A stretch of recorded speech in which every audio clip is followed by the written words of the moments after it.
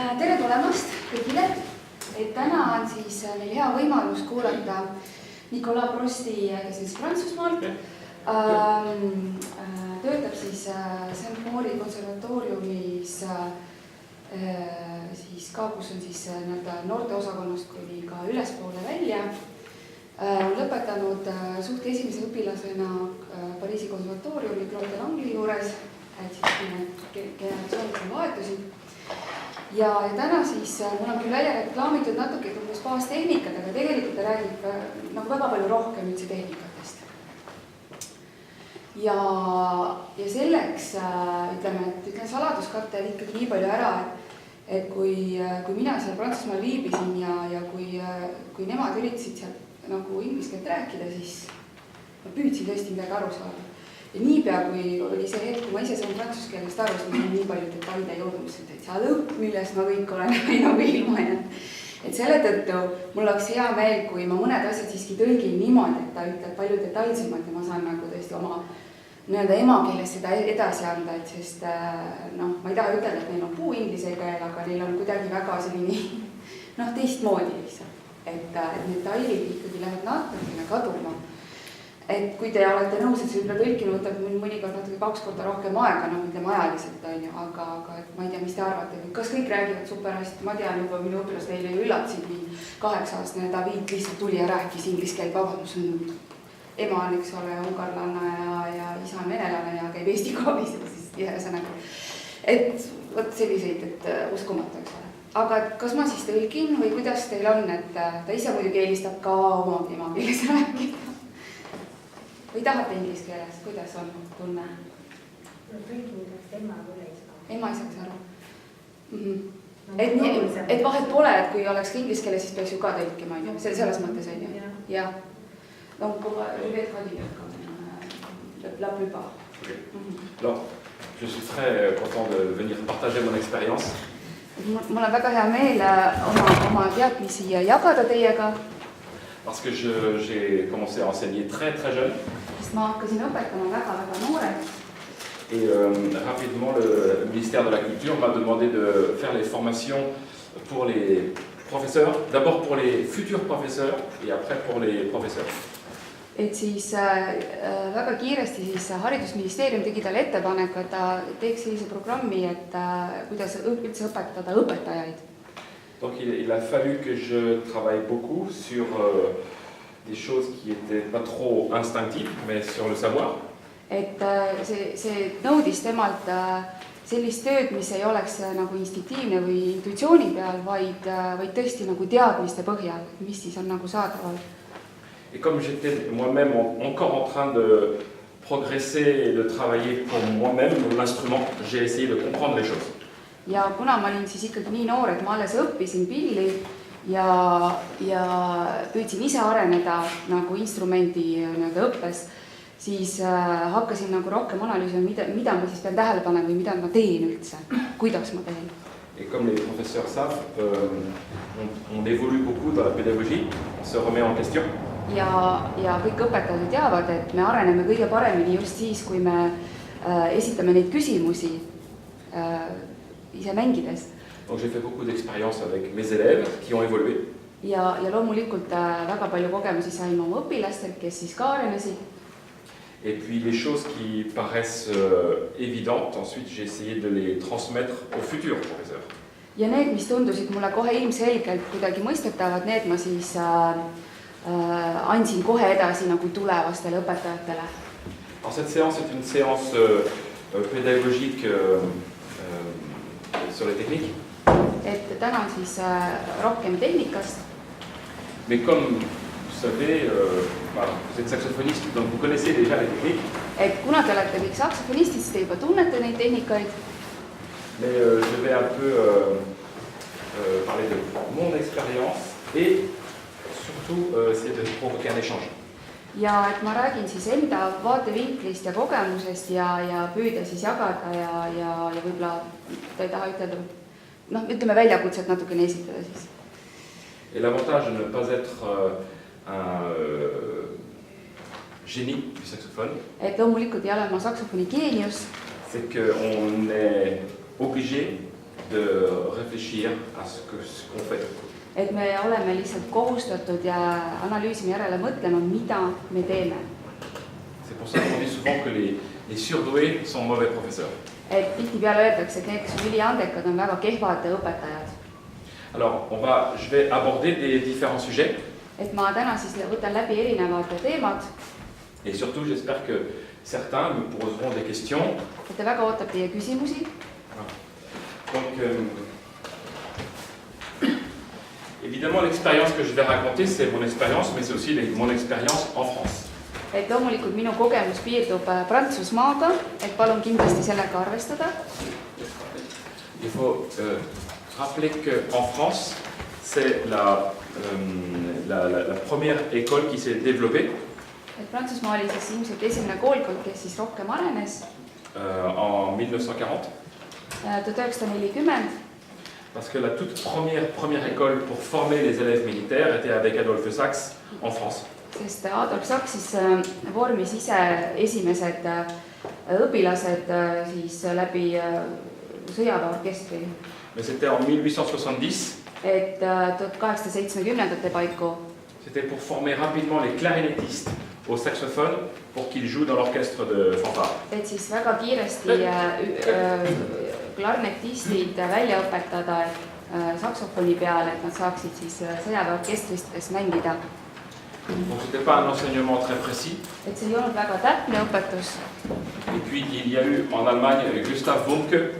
Ja Saksamaal oli siis Gustav Bunke.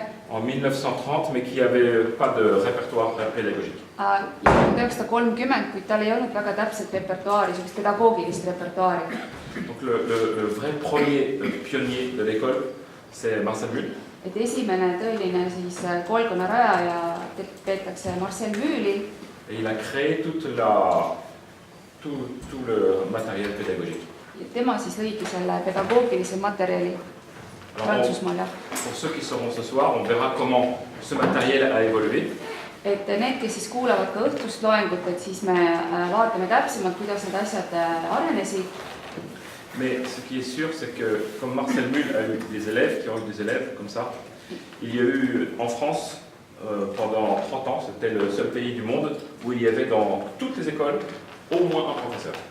Et kuna Marcel Mühl siis õpetas õpetajaid ja õpetajad õpetas omakorda edasi õpetajaid, siis see oli 1940-ndatel siis oli esimene ja 60-ndatel sellel perioodil oli esimene siis maa, kus tõesti oli pedagoogiliselt nagu igas konservatooriumis oli tõesti nagu õpetatud õpetaja välja. Quand j'étais petit et que j'ai commencé le saxophone, kui ma olin väike, siis alustasin. Pour mes professeurs, c'était facile de débuter.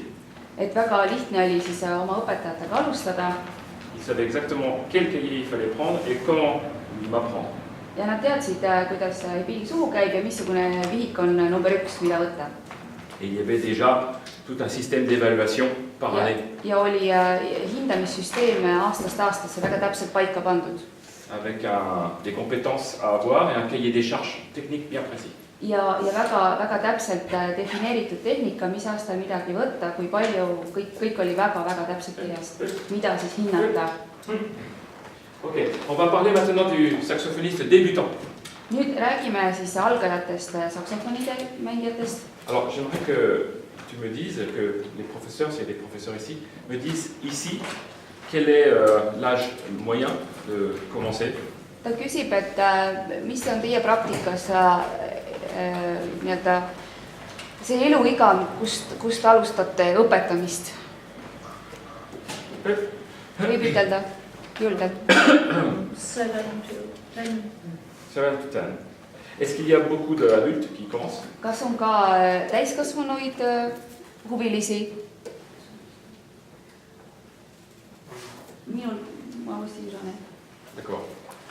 Bon, on voit bien les différences d'apprentissage. Et kindlasti olete märganud, kui erinevad neid õpetada. Et les différences de motivation qui vont avec. Ja samamoodi motivatsioon on erinev neil, algajatel ja siis täiskasvanutel. Et par rapport au contexte de la société, il y a forcément, aujourd'hui, les petits qui commencent, ils ne sont pas dans le même état d'esprit que les petits qui commençaient il y a 40 ans. et praegu on ühiskond nii palju muutunud, et need väiksed algajad, kes alustasid 40 aastat tagasi, ei ole samamoodi motiveeritud kui praegused väikesed.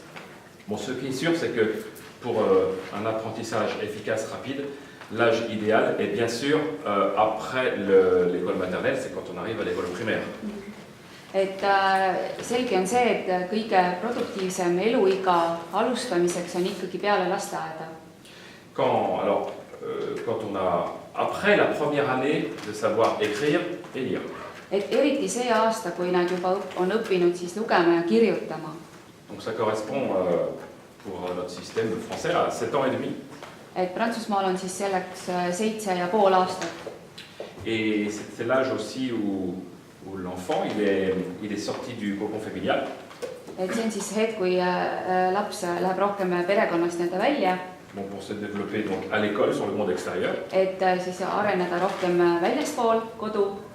Et pendant ces 3-4 premières années qu'on appelle en France le premier cycle. Et esimene tsükkel siis Prantsusmaal kestab 3 aastat. L'apprentissage est très rapide de l'intellect. Et intellektuaalselt on väga kiire areng. Et en plus, la motivation est assez évidente.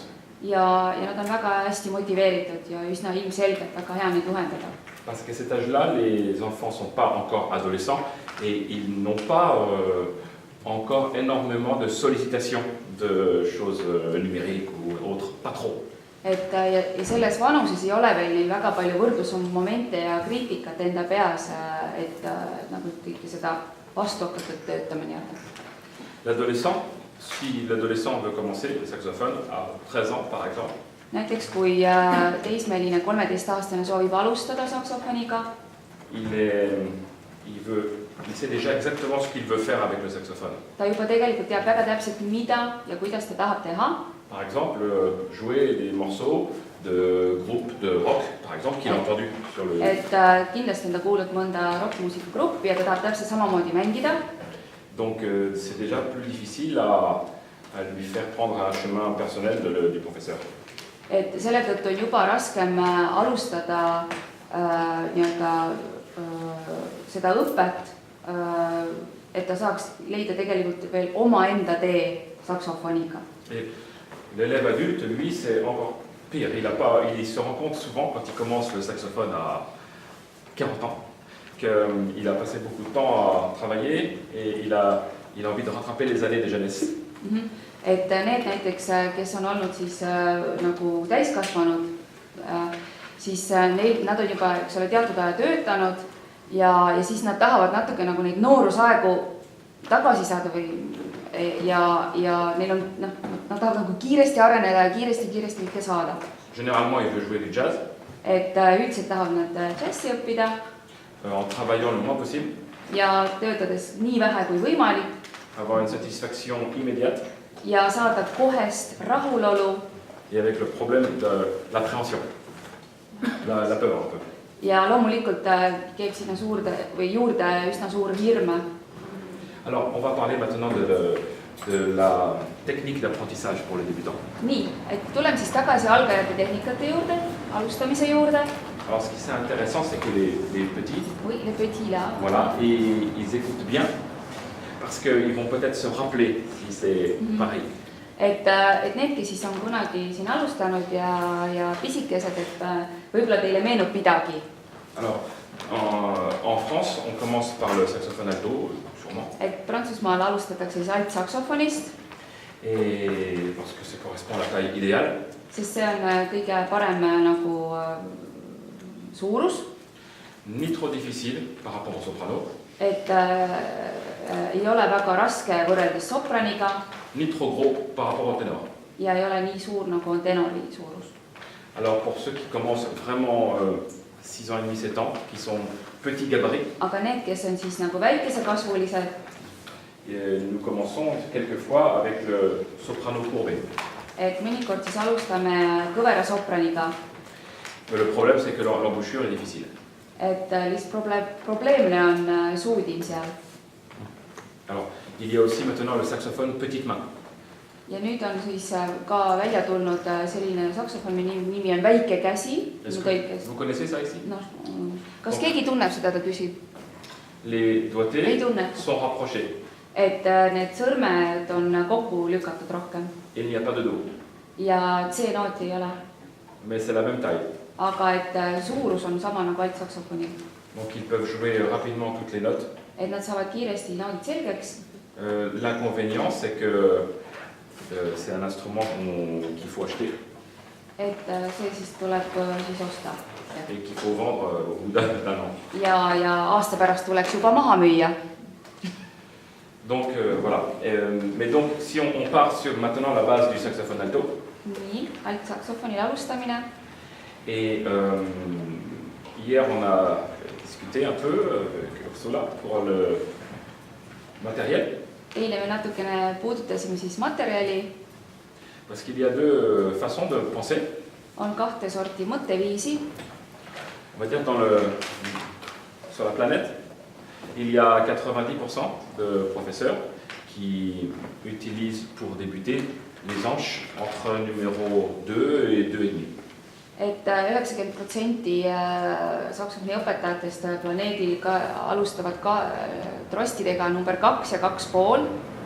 Alors je comprends pourquoi, parce que c'est très facile à souffler. Et ma saan aru ja see on väga lihtne siis puhuda. Avec très peu d'air, on peut jouer déjà très fort. Et väga väikese õhusurvega saame puhuda juba päris pikalt. Et longtemps. Ja pikalt. Sans aucune fatigue. Ja ilma väsimata. Le son piano peut être très raffiné. Et vaikselt mängides võib olla ka päris hea toon. Mais le son forte devient un peu saturation. Aga siis see fortes mängu toon läheb natukene lõhki.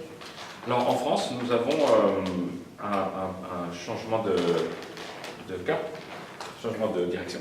Et Prantsusmaal hetkel on natukene muutuste tuul. Depuis 30 ans. Umbes 30 viimast aastat. Et nous avons essayé de donner une autre approche du son. Et meile õpetati siis teistsugust tooni, lähenemist toonile. Considérez que le son qui a beaucoup de pression d'air est plus tendu. Et toon, millel on siis väga suur õhk taga, on palju rohkem nagu kergem. Et plus proche des autres instruments en bois de l'orchestre. Ja kõlavad siis palju nii-öelda ühtlasemalt teiste orkestripillidega, võrreldes teiste orkestripillidega. Car si l'anche est plus épaisse, le son est un peu plus boisé. On sent le bois. S'il est plus épaisse. Si l'anche est plus épaisse. Oui. Et kui trost on nagu paksem, si c'est plus épais, oui. Avec le souffle, on sent plus la résistance. Oui, et donc on sent plus le son boisé, un peu de son de bois, le bois, comme les bois. Et mida paksem siis see trost on, seda rohkem kõlame nagu puupill. Et alors que si l'anche est très fine, c'est plus un son cuivré. Ja kui trost on õhukene, siis me oleme rohkem vaskpilli tämbri moodi. Donc on a vraiment une conception qui est soit aller vers les instruments de bois, soit les instruments de cuivre. Et nii, et meil on siis kaks kontseptsiooni välja kujunenud, missugusele kuhu poole me siis kaldume. Beaucoup de professeurs pensent que c'est trop fort de jouer sur 3 ou 3,5. Et paljud õpetajad arvavad, et mängida trostiga number 3 ja 3,5 on väga tugev. Mais l'expérience est assez intéressante avec même quelqu'un de 6 ans. Ja temal on kogemus näiteks 6-aastase õpilasega. On va essayer de la faire maintenant. Ja me proovimegi seda teha praegu. Est-ce qu'il y a un petit qui joue quel numéro? Mis numbriga sina mängid, vaata, trost? Number 1? Numéro 1.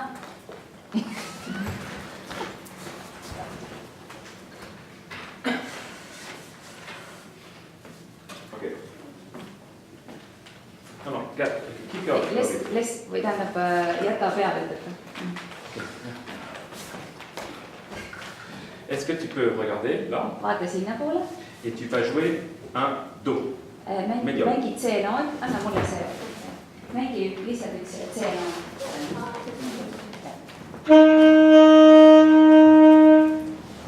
Voilà. Alors, un peu plus fort. Tugevamalt.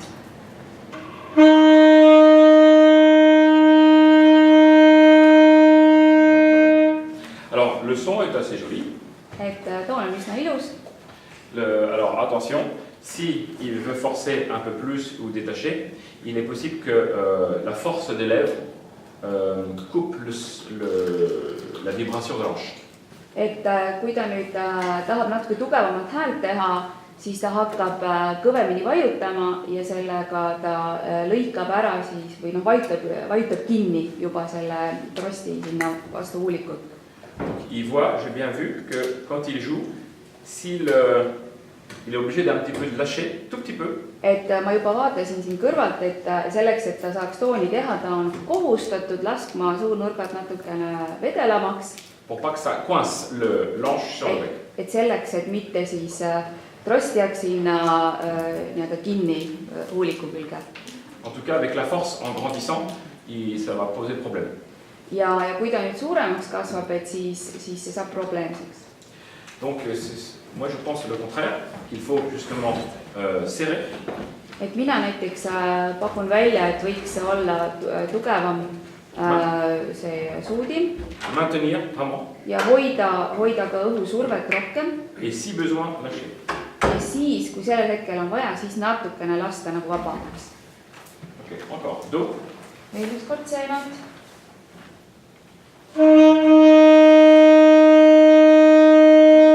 Beaucoup plus fort. Veel tugevamat.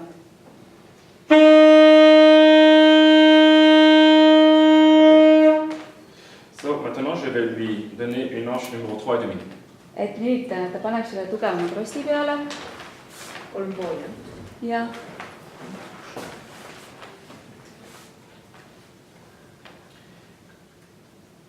Évidemment, mon expérience, elle est peut-être encore plus efficace sur un bec comme le mien. Comme un bec qui est différent de ça. Tähendab, loomulikult donc tu commences jamais sur Yamaha 4C? Personne en France. Personne. Pas un seul professeur. Et mitte, ma lihtsalt küsisin huuliku kohta hetkel, et ütleb, et tema kogemus siiski ei ole Yamaha 4C-dega, nii nagu meie alustame, ta ütleb, et mitte ükski õpetaja ei alusta Yamaha 4C-ga. Ces becs-là ont été conçus pour les Japonais. Et need huulikud on tehtud jaapanlaste poolt. Pour les amateurs qui travaillent tout seuls. Ja amatööridele, kes siis töötavad iseendaga. Il a été déjà analysé par les professionnels. Et ta on analüüsitud professionaalide poolt. Et il a un tout petit rayonnement en harmonique. Et tal on ülemhelid on väga kitsad. Et il a été fait pour les amateurs adultes. Ja on tehtud või suunatud täiskasvanute amatööride kasutamiseks. Donc ce bec-là, il est difficile pour les petits à jouer. Et see on tegelikult väikestel hoopis raske mängida. On essaye. Proovi nüüd. Sama noot. Voilà. Oh. Encore.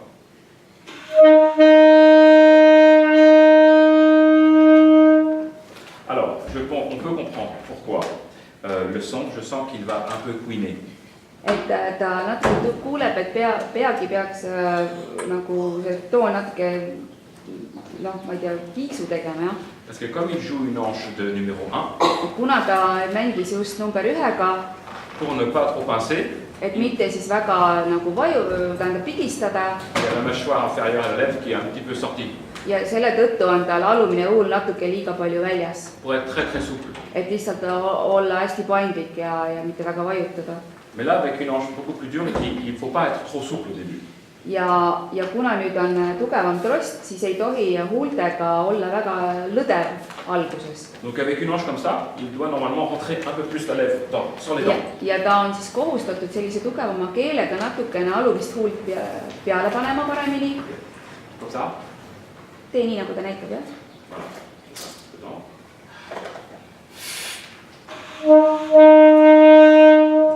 Alors on entend un peu le souffle dans le son. Et nüüd me kuuleme ka õhku. toonis. Donc il faut l'habituer à envoyer plus de vitesse d'air. Et nüüd anna Joonatan, anna meile rohkem kiirust juurde. Kiirust, eks. Est-ce que vous entendez une différence sur le son? Kas te kuulete, et toon on erinev? Il y a un petit peu plus de souffle, c'est un petit peu plus enrobé. Aga siiski, ühesõnaga, et seal on küll natukene veel seda susinat, aga et ta on palju rohkem nagu paigal või fookuses. Alors maintenant, il va jouer aigu, sol, la, si, do, si, la, sol. Et nüüd mängi doktoriklapiga G, A, H, C, C, H, A, G. Näeb sul meie doktoriklapp, jah? G, A, H, C. Non. Oui, rentre la lèvre un peu. Võta natuke huult sissepoole.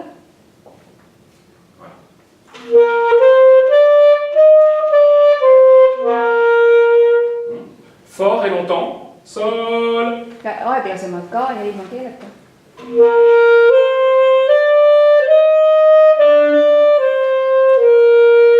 Ok. Maintenant, on prend la planche numéro 1.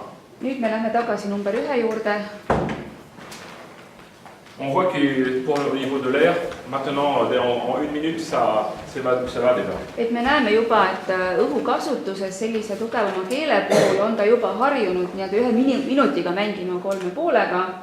Et il va apprendre comme ça, avec une hanche plus dure, plus épaisse, à soutenir pour le grave. Ja seda rohkem ta toetab või tema õpib toetama alumisi noote, kui on tugevam keel peal. Exactement comme les clarinettistes. Täpselt nii nagu klarnetistid. La même chose, sol, la, si, do, si, la, sol. Mitte sama see G, A, H, C üleval ja mängi tugevalt. Voilà, tut. Ja nüüd keelega.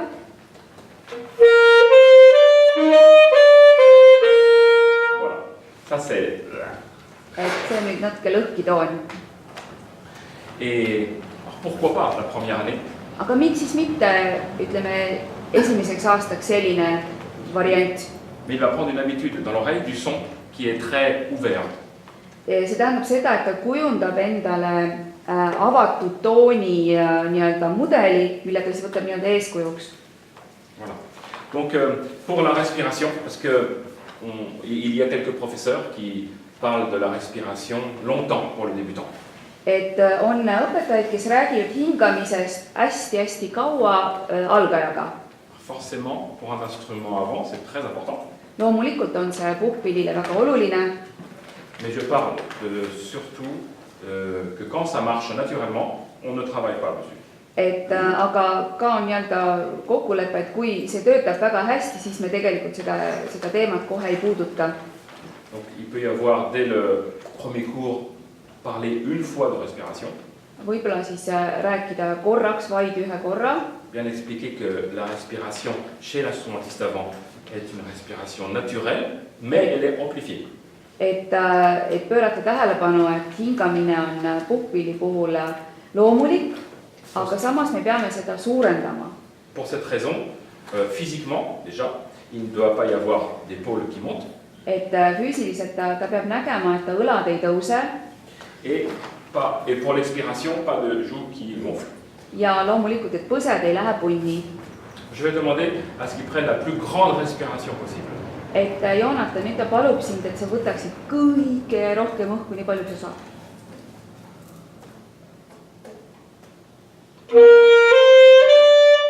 Sans jouer. Ilma mängita, aga võta hästi La plus palju grande, õhku. juste. Vas-y. Ok. Alors, on voit, il a déjà une bonne expérience car ça ne bouge pas. Et nüüd me nägime, et tal on juba kogemus, et ta õlgadesse ei hinga. Et il faut bien comprendre que la respiration, qu'on appelle abdominale pour les instrumentistes avant. Et loomulikult me teame seda kõhu hingamist, millest me räägime.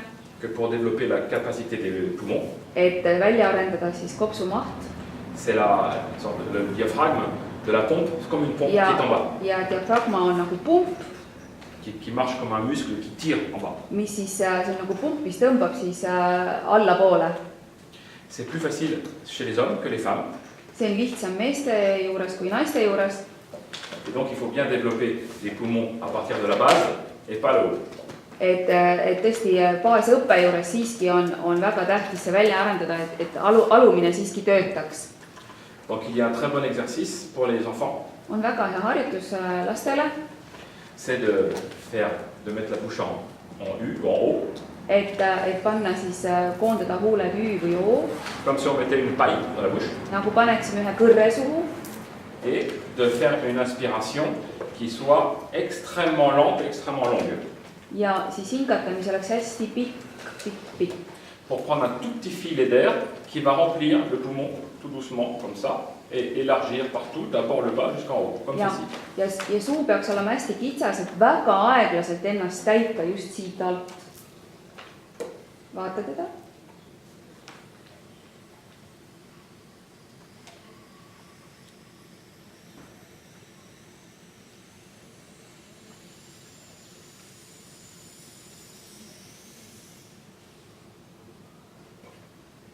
Je suis plein. Jah, nüüd ma olen täis.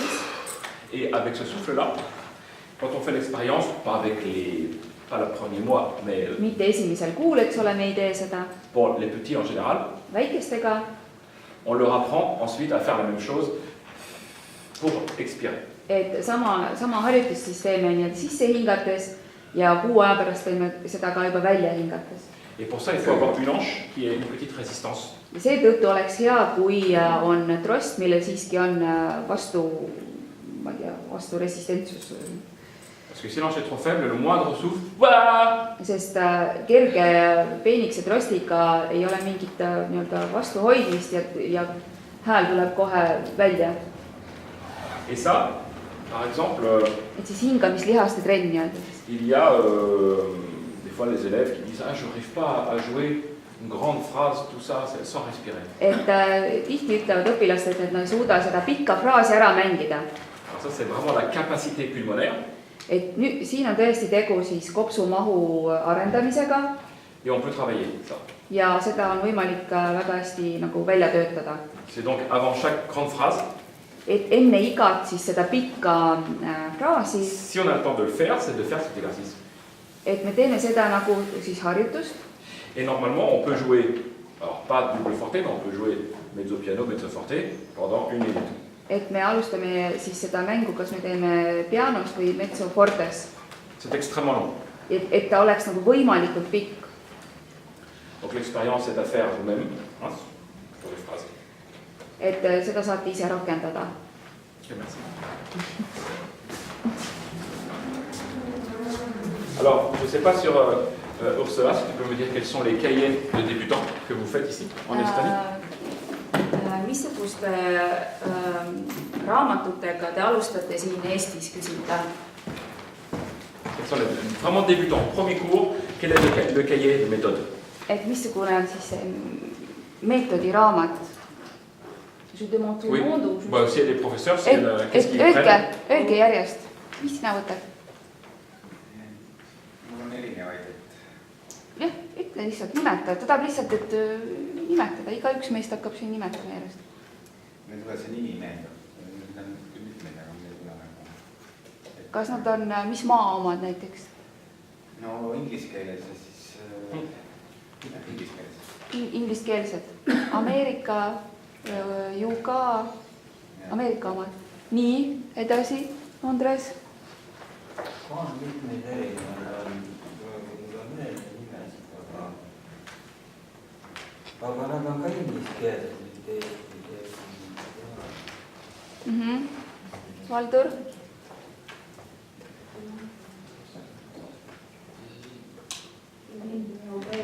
Aurelia oma ja siis Delangli oma. Kes seda Delangli oma kasutab? Ma ei usu. Jah, mina les deux, ils utilisent des États-Unis quelque chose et nous c'est plutôt Aurelia de Jan van der Linden, il a donné une livre pour débutants. On commence par ça, moi aussi. Il y a en effet, bon, on parlera pas ce soir pour les cahiers pédagogiques. Et täna õhtul saame veel rääkida nendest metoodikaraamatutest. Mais c'est vrai que l'évolution, il y a beaucoup enfin, l'aspect de la société a beaucoup changé, l'évolution des professions. et kuna ühiskond on arenenud ja tehnikad ja kõik asjad on edasi läinud, siis tegelikult on ka neid metoodikaraamatuid nii-öelda sunnitud olnud muutma. Et généralement, dans les cahiers les plus modernes, c'est les cahiers qui ont le CD, enfin, audio. Ja et kõige siis kaasaegsemad on ikkagi need, millel on CD-plaat kaasas, Qui ont peu d'exercices, kellel on võib-olla vähem harjutusi, mais plutôt basés sur la musique qui contient des exercices, basis sur la musiik. enfin sur des morceaux musicaux. Kus on siis musikaalsed nii-öelda või palad juba sees ja seal on vähe harjutusi Et qui abordent tous les styles. ja kes juba võtavad kõik stiilid läbi, Tout ça, c'est pour être dans la vie aujourd'hui qui est plus rapide, et olla siis tänapäeva maailmas, mis on ju palju kiirem kui aastaid tagasi, avoir un minimum de côté rébarbatif, de côté un peu closé, pour avoir un minimum ça. keegi ei taha enam, kui te mäletate, kes on õppinud need Henri Closet nendest metoodika nendest, et siis selliseid asju nagu tänapäeva lastele jah, ei saa enam. Et maximum de plaisir, si l'élève travaille que 5 minutes, tout de suite il a du plaisir. Et siis alati pakkuda kohest rahulolu, et kui õpilane harjutab 5 minutit, siis ta saab juba rahulolu. Alors je ne dis pas que c'est bien, Ma ei ütle, et see on hästi, mais ça correspond à la volonté des familles. aga et see on pigem nagu, seda oodatakse nagu perekonna poolt.